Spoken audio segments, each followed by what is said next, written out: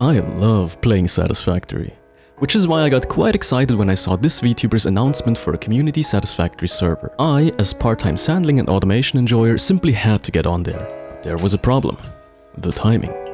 It couldn't have been any worse because Satisfactory is a game that demands time, focus and perseverance. And while I had the latter two, time was not on my side. You see, the problem was that exams at my university were scheduled for the weeks that followed the opening of the server, which meant that I had only a few days to fully participate before I'd vanish into the abyss of my textbooks. And because the slots in the server were limited, I felt a sense of duty to do my part if I joined. Before that though, I had to get whitelisted on the server, so I quickly handed in my sign-up form. But then, disaster struck. I actually read the sign-up terms. My blood froze. Password will be shared with players that signed up and that we are familiar with for moderation purposes. Now, I'm not a stranger to Kanubi's stream, but I'm also most definitely not a regular viewer, let alone chatter, because I simply don't get to watch many streams these days. So I started rationalizing. I often get Kobe's clips recommended to me on Twitter, and sometimes I comment something silly under them. Same goes for Reddit, which is where I initially discovered this VTuber. I hate to say it, but for the first time, everything hinged on me being enough of a chronically online Redditor. In the days following my application, nothing happened. And then I saw the grand opening stream start. Well, that was it then. I decided to simply enjoy the stream on the side while I started to organize my course materials. But before I had finished clicking 16 times to arrive at the right folder, so as is usual with VTuber stuff, everything was a little delayed. I got the password. Internally though, I was conflicted. I could feel the future shift and my potential grade drop. But the prospect of playing Satisfactory was too enticing to pass up. Once I managed to join the server, I met a diverse cast of sandlings, which is the fan name for Kanubi's community, who were all incredibly nice. But before we could begin, Kanubi had to choose a starting bio, and naturally, we went for the desert start. On day one, we immediately got to work and set up basic production for the essential building materials. What ended up happening is that we sent away Kanubi to hunt down slugs while we set up plates, rods, and screws and all the other basics. Once we had unlocked a few basic tiers in the hub and kind of set up a small little depot area, I started thinking. With the little time that I had available, I thought, what could I possibly do to help out everyone while not taking up too much time or leaving behind an unfinished production line? Now, the answer to me was clear pretty quickly. I dedicated myself to power production. In my mind, that was a pretty easy decision because that way I wouldn't take up any excess resources or hog them, making them unavailable for other players, and I could make sure that the other people who set up more complicated, more time-intensive production lines didn't have to worry about the power. So it was a win-win. Now, obviously, setting up power in the beginning isn't all that easy, especially because we were like something around 10 players, for which I decided to provide power, and with only bioreactors available, I had to scale up production, of course. So I equipped myself with a chainsaw and got to work. Now, unfortunately, I don't really have footage of me building any of the builds that I did, so this is pretty much the finished plant. But yeah, basically what I had was 2 constructors making biomass and then solid biofuel from wooden leaves, which was then fed directly into the generators.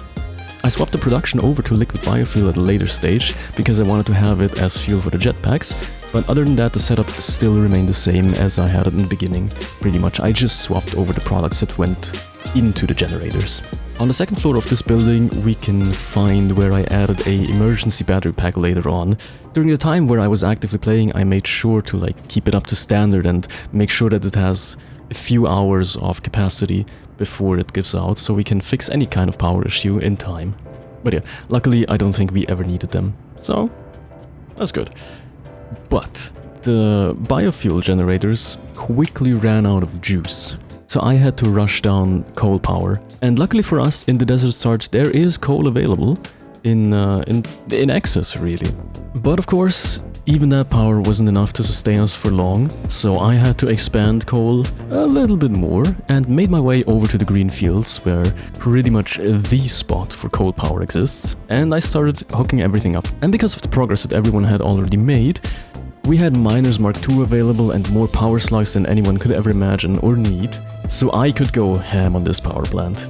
What you're seeing is 36 coal power plants overclocked to 200%. That way I can feed them water from one overclocked water extractor, feeding a pair of generators. The result was a boost of 5.4 gigawatts to our power grid, which was substantial at the time. Like, that exceeded our demand by quite a bit, but I could see on the horizon that we would be needing more, and very soon at that. And this is where my pièce de la résistance, my raison d'être, comes into play. Because oh yes, we had just unlocked oil power. And not only that, thanks to our sandlings who were dedicated to research, we also had most of the alternate recipes available. And with those, there is one synergy that I'm particularly interested in. You see, most people, when they make a power plant, they would use diluted fuel. The way you go about that is by making heavy oil residue straight from oil, and then pipe that into a blender with water to get fuel. And what most people forget is that there is a diluted packaged fuel recipe, where instead of just pumping water into a blender, you can use a refinery and dilute the heavy oil residue with packaged water. Now the obvious issue here is that you need packaged water for this to work, and to get packaged water we need empty canisters, which are an oil product made from plastic. However, you can make a residual plastic from the polymer resin that is a byproduct of the heavy oil residue production, and with that plastic you can make the empty canisters. However, if you were to try that strategy, you quickly realize that the polymer resin is not nearly enough to sustain the necessary canister production. Not only that, making plastic canisters just to throw them away after one use seemed too wasteful to me. So, naturally, we recycle the canisters. And this is where the insanity of this plant comes in. What you're looking at is a closed-loop diluted packaged fuel production, which takes heavy oil residue, packaged water, creates fuel from it, then unpackages said fuel with unpackagers, and feeds it into fuel power plants. The empty canisters all get collected and belted back into the input. Now, setting up the return belts was a bit tricky because I was limited by belt speed, so I had to be a little bit smart with my mergers and my splitters to make sure that there is an even flow of canisters to all the packagers. But once I had that figured out, it was all smooth sailing from there, is what I'd like to say if I hadn't spent hours upon hours on troubleshooting. Because oh my god, with so many interconnected parts, even the slightest inefficiency is just... the sheer amount of times that this plant was just fucked because I had a wrong belt speed in a mini section between two splitters was insane. I swear to god, this project aged me by at least 10 years. And it would have been fine if the input side was the only one that gave me problems, but no. The output was also borked multiple times. You see, I had calculated that I'd need to return the empty canisters in 4 belts. The problem was that my unpackaging speed of the fuel sometimes did not match one segment of belt that led to the combiners, which then bogged down the whole system, which led me to make this way overcomplicated balancing setup, just to realize that the sloshing in the long pipes made it so that some of the fuel never reached the end of the fuel generator lines. Well, at least that is no big problem. I thought I would just install a fluid buffer in parallel and everything would be fine, right? Well, of course not. But in this case, I actually had a somewhat easy fix in place. So I had reserved the last of the fuel production to make packaged fuel and later on packaged rocket fuel for our jetpacks, right? But because I way overestimated the actual need for that fuel that we had, I had an excess of fuel available that I could pipe into the rest of the system, slowly filling up each arm of the generator setup. And that way I could finally achieve stable power from this power plant.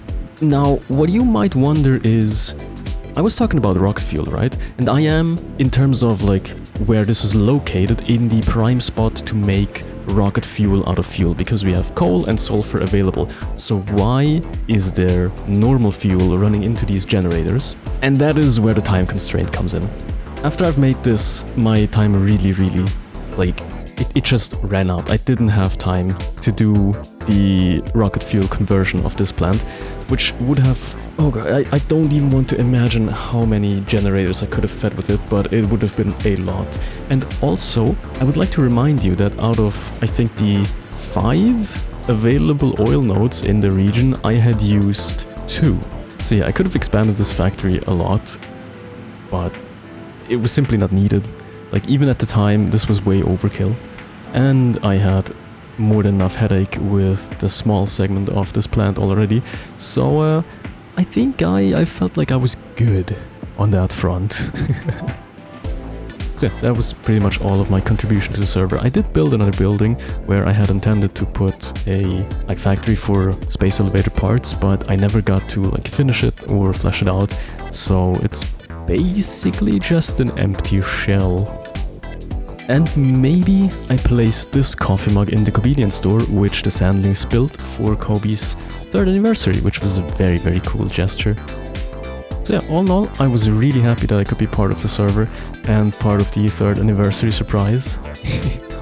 And of course, I will look back fondly on my time as a contributor to Sand Nation. If you would like to see all the cool builds and artworks that have been made on the server, I highly recommend you check out Kanubi's VODs. I hope I have them linked in the description. You see, while I do have footage of everything, of course I do, I feel like it's better if you can experience those builds and artworks through Kanubi's eyes, because ultimately they've been built for her, and the joy that she gets from them is just... It makes me happy to watch her see everything that has been built. But yeah, I really enjoyed my limited time on the server, and I want to thank Subagi for setting up and caring for the server. And of course, big thank you to Kanubi for organizing this. It was very, very cool. But now, my dear viewer, I will have to let you go. My name is Schaden, and I hope I'll see you around sometime again. Goodbye!